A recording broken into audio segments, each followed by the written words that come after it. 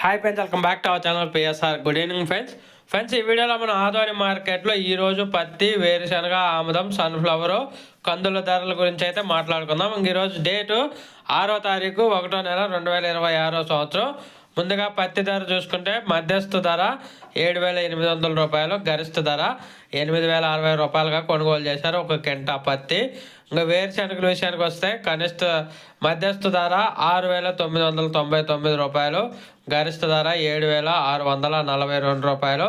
ఇంకా ఆముదాలు మధ్యస్థ ధర 6,076 రూపాయలు, గరిష్ట ధర 6,121 రూపాయలు ఒక కెంటా ఆముదం.